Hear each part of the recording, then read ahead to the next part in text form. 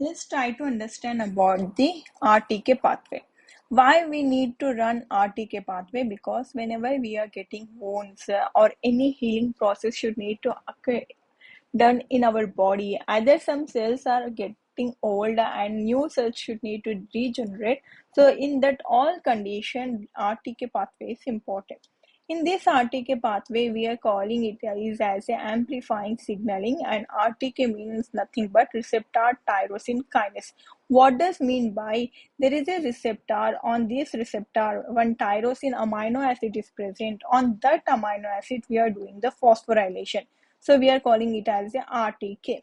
So here what really happening, whenever the ligand will come for the signaling, that you need to, means cell need to produce some factors like CDK and cyclin, the ligand will give message to the plasma membrane, to the cell. Okay, here the ligand will come and attach on the plasma membrane, and before that what will happen, these two receptor will be get separated.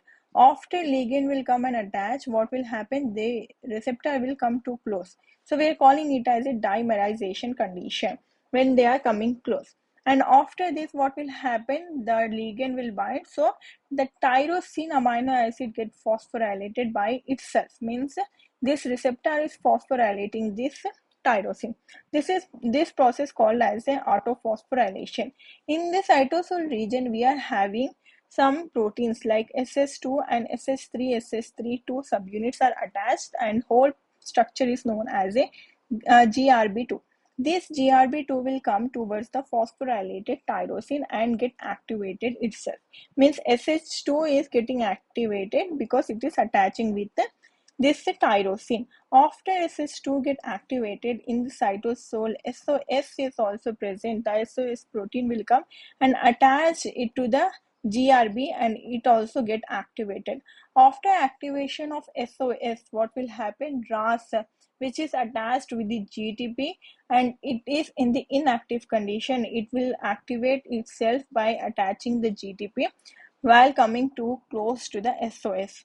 After activation of the RAS will move towards the another side and it will get a completely stay on the plasma membrane region only.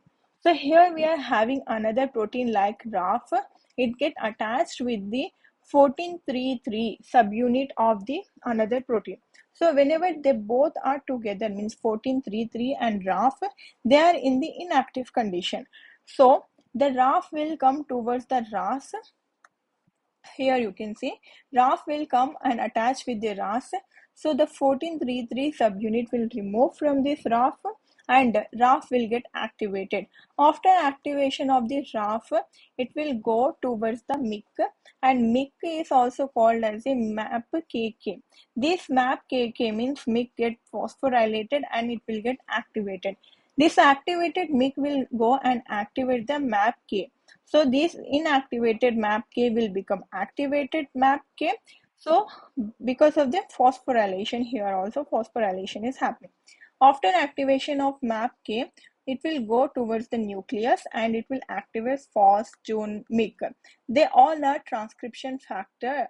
So here what is happening on the FOS and JUN and MYC, they all get phosphorylated, so the activation process is happening.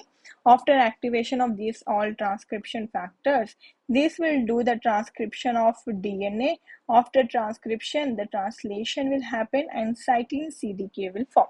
So these cyclin or CDK both will responsible for most important factors for the cell cycle. Then only if we don't have cyclin and CDK, cell cycle will not happen at all. So they all are, many proteins are activating each other and doing this formation of the cyclin CDK. That's why we are calling it as a amplifying signaling. If you like this concept, please make sure to give me a thumbs up. And if you have any queries, you can ask me in the comment section. And please subscribe to the channel.